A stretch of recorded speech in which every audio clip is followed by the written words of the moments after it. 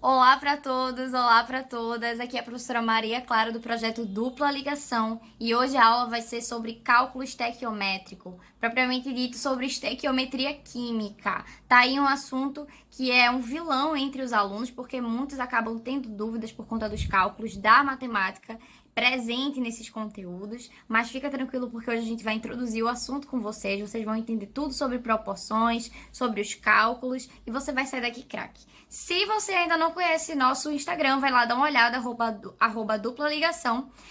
Lá a gente coloca várias dicas para vocês, avisos, lá é onde a gente se relaciona mais de pertinho, então vale a pena você dar uma conferida. Vamos para a aula que é o que interessa, né? Então, gente, vamos ao que interessa. Eu tô aqui pequenininha agora no canto para a gente poder visualizar bem a aula, né?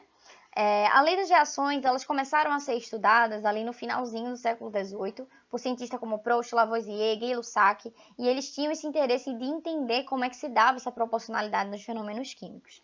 A gente, para entender essa proporcionalidade nos fenômenos químicos, a gente também pode se atentar para os exemplos de proporcionalidade que a gente tem no nosso dia a dia. Por exemplo, uma refeição para 4 pessoas. Geralmente tem 1.600 gramas essas refeições. Cada um vai estar comendo ali 400 gramas. É só pegar o número de pessoas dividido pela quantidade de alimentos. Se chega ali uma quinta pessoa, provavelmente vocês vão ter que pedir mais comida para essa pessoa também conseguir comer bem. Se você dobrar o número de pessoas, você vai ter que dobrar a quantidade de alimentos. E por aí vai. Outro exemplo é de um corredor que corre 10 quilômetros por dia, né? Todos os dias ali no treino dele. Ele vai ter que ingerir antes de treinar uma quantidade de calorias que faça com que ele consiga correr bem esses 10 quilômetros. Mas no dia da maratona, ele vai ter que correr 40 quilômetros, então provavelmente essa ingestão de calorias vai ter que ser 4 vezes maior para proporcionar para ele esses 40 quilômetros de corrida de forma como ele corria os 10. E isso é muito importante, tá, gente? Essas ideias, essas proporções, elas estão nos mais variados fenômenos, né, que a gente vê na nossa sociedade. Então, ó, os mais variados fenômenos mantêm as proporções de quantidade. E isso interessa muito à indústria, por exemplo, né? Que vai ali, ó, tá procurando essa proporcionalidade na produção de combustíveis através do petróleo, na produção de alimentos a partir de sementes, produção de fermentos destilados, etc. Então, quantos metros cúbicos de petróleo eu preciso para poder produzir 80 metros cúbicos de gasolina? Quantas toneladas de semente ou quantos quilos de semente eu preciso para produzir 10 toneladas de feijão, por exemplo, né? Quantas sementes de feijão eu preciso para plantar e ter, né, como resultado essas 10 toneladas? Quanto de matéria-prima eu preciso para poder produzir, sei lá, 100 metros cúbicos de cerveja? Então, isso tudo permeia a nossa sociedade, a nossa indústria, o nosso dia a dia. E aí que naquela época, mesmo, né, sem esses processos tão modernos que a gente tem hoje no nosso dia a dia, isso já incomodava, né, isso já interessava Lavoisier.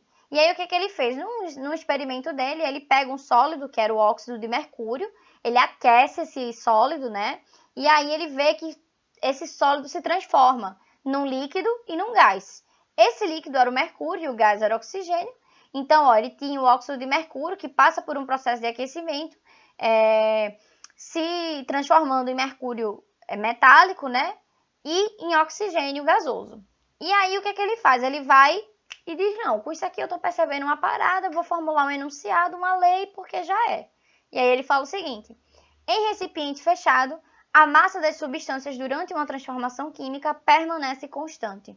Então, se você tivesse com essas duas substâncias reagindo em um sistema fechado, imagine uma panela fechada, né? Não vai, você tá ali com essa panela hermeticamente fechada, o que quer dizer que não vai ter comunicação com o meio exterior. E aí, se você coloca duas coisas para reagir ali dentro, elas vão reagir de forma que nada se perca para o meio ambiente. Então, ó, eu vou ter A reagindo com B, produzindo C mais D, e se, nesse caso, o que se transforma é igual à massa... Desculpa, gente. Se a massa do que se transforma é igual à massa do transformado, porque, como ele fala aqui, ó, que a massa das substâncias durante essa transformação química vai permanecer constante, então a massa dos meus reagentes vai ser igual à massa dos meus produtos. Desculpa esse delay, né? A pessoa aqui ficou atrasada. Então, ó, um exemplo para a gente fixar bem esse conteúdo é que a queima do enxofre produz o anidrido sulfuroso, um gás tóxico e de cheiro desagradável, como o ovo podre. Só de falar já senti o cheiro. A reação pode ser esquematizada pela seguinte equação. Ó. Então, tem enxofre reagindo com oxigênio, produzindo o anidrido sulfuroso. Quando temos 32 gramas de enxofre reagindo com 32 gramas de oxigênio, então tenho 32 gramas de enxofre com 32 de oxigênio, em um recipiente fechado, qual a massa de anidrido sulfuroso formada? Então, ó, se está fechado, a gente sabe que não vai haver ele fala assim, né, sabendo-se que não há sobra de reagentes. E também sabendo que o sistema é fechado, a gente sabe que não vai ter como nada escapar para fora da panela, né? Nenhum gás vai se perder para a atmosfera, enfim, nada vai salpicar para fora da panela, pensando na panela como nosso reator, né? Então, aqui na resolução, ó, a gente vai ter o enxofre reagindo com o oxigênio, produzindo o anidrido sulfuroso. Então, tem uma massa de enxofre igual a 32, a de oxigênio 32. E aí, a massa do nosso anidrido sulfuroso vai ser igual à soma do enxofre com a do oxigênio, ó. As duas massas. A massa dos reagentes vai ser igual à massa dos produtos, lembra? E aí, fazendo essa soma, a gente descobre que a massa do anidrido sulfuroso vai ser igual a 64 gramas. Dito isso, a gente passa para Proust. Proust, que foi um cientista francês aí, conterrâneo é ótimo, contemporâneo de Lavoisier. O que é que isso quer dizer? Que eles viveram na mesma época, né? Estudaram aí na mesma época.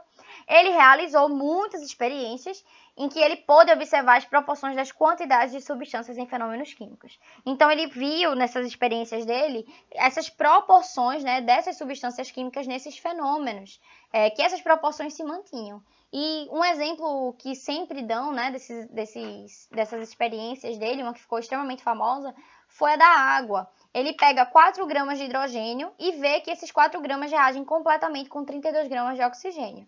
E aí ele reduz pela metade essa quantidade e percebe que essa proporção se mantém. Ele percebe que 2 gramas de hidrogênio reagem completamente com 16 gramas de oxigênio. E aí ele vai e passa isso para uma tabela, né? Que acaba essas proporções ganhando o nome de proporções fixas de Proust. E aí ele tem experiência 1, 2 e 3. Na 1 ele pega 4 gramas de hidrogênio, reage com 32 gramas de oxigênio. Na 2 ele reage 2 gramas com 16. E na 3 ele se pergunta, né? Pô, então se eu pegar 1 grama em vez de 2, em vez de 4, com quantos gramas de oxigênio será que vai acontecer essa reação? Né? Quantos gramas de oxigênio vai haver essa reação com 1 grama de hidrogênio? Aqui, gente, é fácil de responder nesses valores de x, y, w. A gente já sabe por Lavoisier, né, que essa quantidade ela se mantém igual com essa reação completa, né, como ele fala que reage completamente. Então, é só somar. 4 mais 32 eu vou ter o quê? 36 gramas de água. 2 mais 16 eu vou ter 18 gramas de água. 1 mais Z, nesse caso, eu preciso descobrir Z para poder calcular o W. E eu consigo descobrir Z, por quê? Porque eu tenho aqui, ó, as proporções já estabelecidas, porque ele já tinha descoberto essas proporções. Então, ó, os resultados observados para qualquer fenômeno levam Proust a formular a lei.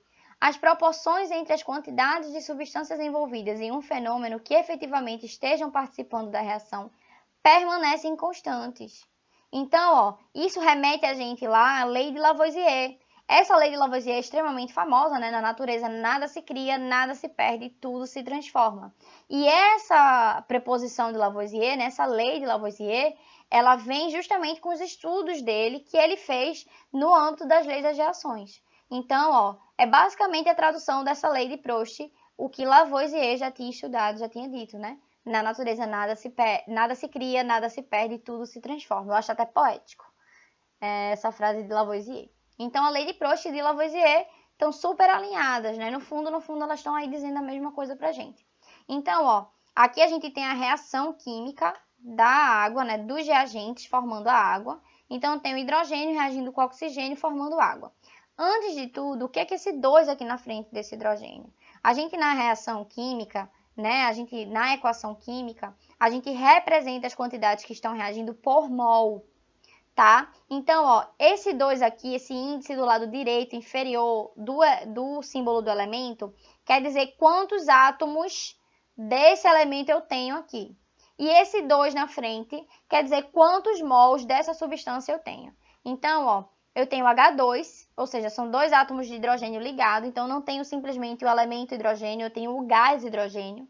O oxigênio é a mesma coisa, eu tenho dois átomos de oxigênio ligados, então isso quer dizer que eu tenho gás oxigênio. E aí, ó, 2 mols de gás hidrogênio reage com 1 mol de gás oxigênio, formando a água, tá? Então, ó, a massa da água vai ser igual à soma da massa de hidrogênio com a massa de oxigênio, que vai ser o quê? 4 gramas mais 32 gramas, que vai ser igual a X, que é a massa da água, que vai ser igual a 36 gramas. E para o caso menor lá, né, da proporção inferior que ele utiliza, pela metade, os 2 mais 16, né, 2 de hidrogênio, 2 gramas de hidrogênio com 16 gramas de oxigênio, vai dar 18 gramas de água. Então, ó, nas 3 experiências realizadas, o produto formado é a água, e não uma simples mistura das substâncias. E assim, a gente vai ter o seguinte, ó. A gente consegue observar aqui a proporção, observando as massas que reagem entre si. Então, para 4 gramas de água, eu vou ter uma reação completa com 32 gramas de oxigênio. 4 gramas de oxigênio vão reagir com 32 gramas de oxigênio. 2 gramas de hidrogênio vão reagir com 16 gramas de oxigênio. E 1 grama, ó, lembra lá na tabela que estava o xizinho? Vão reagir com 8 gramas. Por quê? Porque eu estou seguindo essa cadeia de proporção. Então, simplificando essas proporções aqui, como se a gente estivesse simplificando fração, né? Quem não já viu isso em matemática, dá uma olhadinha. A gente consegue chegar nessa proporção final de 1 para 8. Então, 1 grama de hidrogênio está para 8 gramas de oxigênio. E aí, ele vai, né, Proust dar um upgrade aí na lei dele e fala o seguinte: em uma reação química, as proporções das substâncias que participam efetivamente do fenômeno é constante, bem como a proporção entre os elementos químicos que formam a substância pura. Beleza? E aí a gente vem para Gay-Lussac. Aqui a gente precisa de um pouquinho mais de atenção, porque Gay-Lussac ele não utiliza as proporções em massa nos estudos dele. Ele utiliza as proporções em volume. Então, ó, esse método de Gay-Lussac é o método matemático pelo qual calculam-se quantidades de substâncias envolvidas em uma reação química, baseando-se nas leis ponderais e volumétricas. E aqui, nesse caso, gente, a gente tem que se atentar, por quê? Porque massa é diferente de volume. Então, o volume final da substância, ele pode não necessariamente corresponder a um valor diferente, né, da soma dos volumes dos reagentes. Então, o que acontece? Eu posso ter ali 1 litro reagindo com 2 litros, 1 litro de uma substância reagindo com 2 litros de outra substância, e no final não está formando 3 litros de uma nova substância, eu posso estar formando 2 litros de uma nova substância. Beleza? Isso acontece porque o volume ele é diferente do conceito de massa. A massa ela se preserva, certo? A massa dos reagentes é igual à massa dos produtos. Porém, nessa questão de volume, a coisa fica um pouquinho diferente. Então, ó, na experiência dele, ele tem 3 experiências, ele utiliza 1 litro de nitrogênio e confere que esse 1 litro reage com 3 litros, de hidrogênio. E esses 2 reagindo vão produzir 2 litros de amônia. Então, eu tenho 1 litro reagindo com 3 litros, formando 2 litros. Não necessariamente eu vou ter 4 litros. Pode ser que aconteça, tá? Mas não é a regra. Isso acontece muito de ser diferente esse valor aqui no produto. E aí eu tenho 2 litros reagindo com 6 litros e vai produzir X. 3 litros ele bota um Y aqui, um incógnita reagindo com Z. Então, a gente vai estudar essas incógnitas para entender melhor essa relação. Então, ó, a gente pode observar aqui a reação química, porque a reação química, né, a equação, ela vai ter todos os códigos que a gente precisa para poder decifrar essa proporção. Então, ó, eu tenho que 1 mol de nitrogênio reage com 3 mols de hidrogênio e vão produzir 2 mols de amônia. Então, nesse caso aqui, ó, 1 litro reage com 3 litros, beleza, produzindo 2. Tá vendo que tá igualzinho a equação, perdão? Então, nesse caso, a gente só precisa propagar essas quantidades, ó. Se eu tenho 2... eu sei que o hidrogênio é o triplo, tá vendo? Do nitrogênio. É 1 para 3. Então, a quantidade de hidrogênio é o triplo. Então, se é o triplo, aqui eu tenho 2, então aqui vai ser 6. E se aqui eu tenho que a quantidade de amônia é o dobro da quantidade de nitrogênio que eu usei no reagente, então se aqui eu usei 1, aqui eu vou ter 2, quer dizer que se aqui eu usei 2, aqui eu vou ter 4. E se aqui, por exemplo, é 3 litros agora de nitrogênio, eu sei que é o triplo de hidrogênio, então aqui não vão ser, aqui no lugar de Y vão ser 9 litros. E a produção do reagente, ó, se eu tenho que é o dobro, né?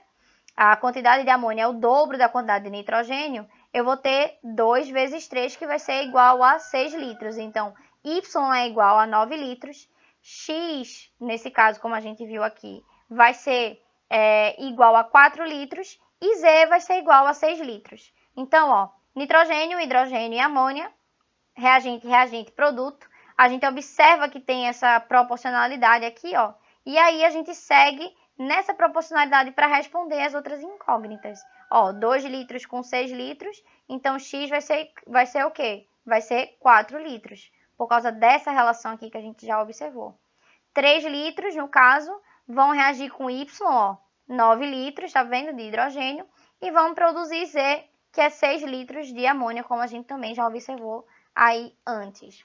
Então, ó, Gay-Lussac, ele fez essas observações análogas a Proust, mas ele também usava proporções entre as quantidades de substâncias em forma de volume e não de massa, que foi o que a gente já falou no slide anterior.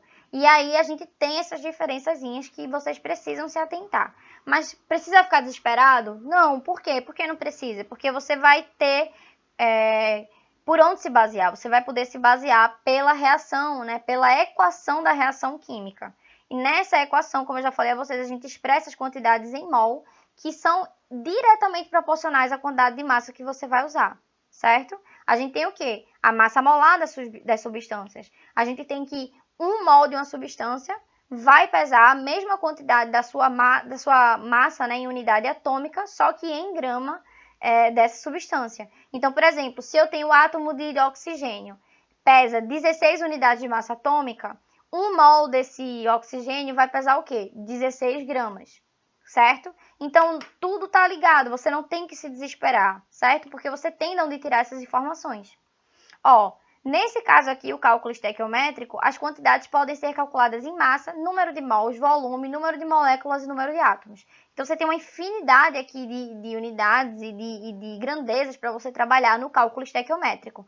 Ah, mas isso é só para dificultar a vida. Não, gente, isso é para facilitar. Imagina que no nosso dia a dia, na indústria, na sociedade, a gente pode se deparar com vários tipos de problemas diferentes. E que um a gente vai precisar usar massa, no outro número de mols, no outro volume. Imagina você ter que falar de feijão, ou então, deixa eu ver, de pão em litro.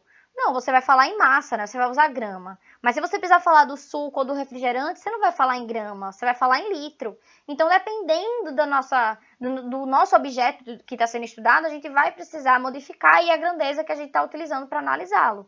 E é o que acontece aqui no caso da química, tá, gente? Então, ó, as quantidades das substâncias químicas envolvidas em um fenômeno são proporcionais. Isso a gente já amarrou, já ficou sabendo, né, através de Proust, Lavoisier e Gay-Lussac. Então, como é que eu vou estipular essa proporção? Que foi o que a gente estava falando ali. Eu preciso me desesperar? Então, ó, a proporção em número de mols das substâncias envolvidas em uma reação é a mesma proporção dos coeficientes estequiométricos das respectivas equações químicas que representam tal reação.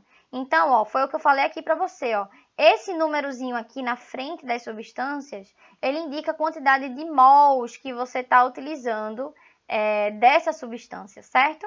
Então, ó, você tem duas moléculas de gás de nitrogênio, uma molécula, desculpa, de gás de nitrogênio reagindo com 3 moléculas de gás de hidrogênio, produzindo 2 moléculas de amônia. Mas você também pode falar que você tem 1 mol de gás de nitrogênio reagindo com 3 mols de gás de hidrogênio, produzindo 2 mols de amônia, certo?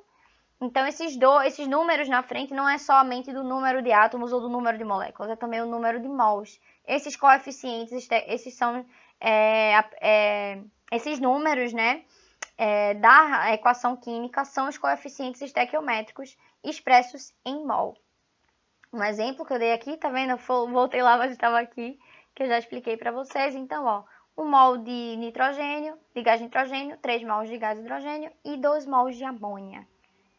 Então, ó, um exemplo complementar que a gente tem aqui, por exemplo, 2 mols de enxofre reagindo com 3 mols de oxigênio, produzindo 2 mols de gás sulfídrico, né?